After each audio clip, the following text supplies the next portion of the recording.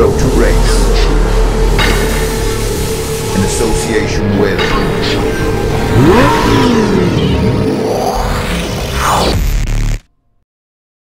So who is John Hillon? John Hillon is a long-time Volkswagen Audi enthusiast, an engineer by profession, owned 120 odd cars, so a long-time car enthusiast as well. I am involved with the oil industry as a day job, originally working for a research a branch of a major oil company. Now I'm on the sales and marketing side, managing major accounts, and also involved with Petronas Lubricants, who are a sponsor of the VAG Trophy. And obviously talking about VAG Trophy, the Road2Race project, the cars will be running in that particular championship. So tell us a little bit more about the championship. How did it begin? I think we started with the Mark II Golf GTI Championship, which had been massively successful. And it was really just 4 or 5 guys who had track day Mark II Golf GTIs who kind of wondered if there were more people with similar vehicles out there. I'd already had various other cars, including Mark I Golfs, that didn't really have a home. They were modified, they had roll cages in, they'd been used again for track days, but they didn't really fit with any current regulations.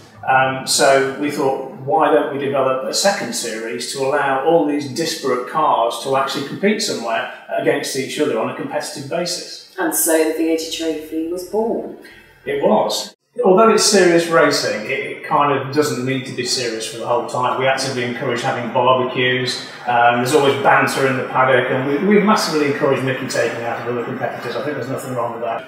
I think we've attracted, in terms of demographics, a really wide spread of people. I think our oldest competitor, who I won't name, is a pensioner. In fact, we've got 2 pensioners.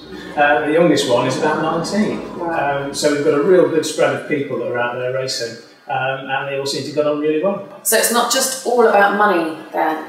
It's not. I think there is space in the VAG Trophy for professional teams, and we are starting to see them now. But equally, what we also want to happen is the guy who has built his own car in his own garage behind his own house, because the regulations are fair, he can still compete with those guys on a level playing field, really. And so, because of that exact thing, Road2Race was created. What are your thoughts about the project? I think it's absolutely fantastic. I mean, I think it's of its time. With the regulations of the VAG Trophy in 2012 really taking off, I think a project of this nature is a superb fit. I think it's got 2 things. First of all, it brings an easy-to-prepare car into the championship at a set budget, and I think it also brings a car which is very light and run right at the front of the class it's entered in. So if you could just tell us a little bit for the people at home what the actual BHP differences are between the Class B and the Class A. So obviously the Class A cars are potentially faster, a little bit higher budget to build. Yes. And also you've got the Mark IV challenge that you're also doing, which is something completely different, a different grid again. So if you could just tell us a little bit about that as well. No problem, Jay. In terms of Class B, we differentiate between the turbocharged and the naturally aspirated cars. That's primarily because of the increase in torque for a turbo car. So we do reduce the horsepower slightly. 144 brake horsepower per tonne for turbos, 152 for naturally aspirated. So essentially you've covered all the angles to make it as fair as it can be. We hope so. So if somebody wants to turn up with a very high classification car with all the bits and they actually start winning, they're going to get a weight ballast put into the car to try and bring them back down to a sensible level again to make it all competitive again. Spot on, James. I mean, essentially what we'll do, a win in a particular race gets a ballast penalty of 2.5% of the car's weight. Right. 2% for that must make a big difference.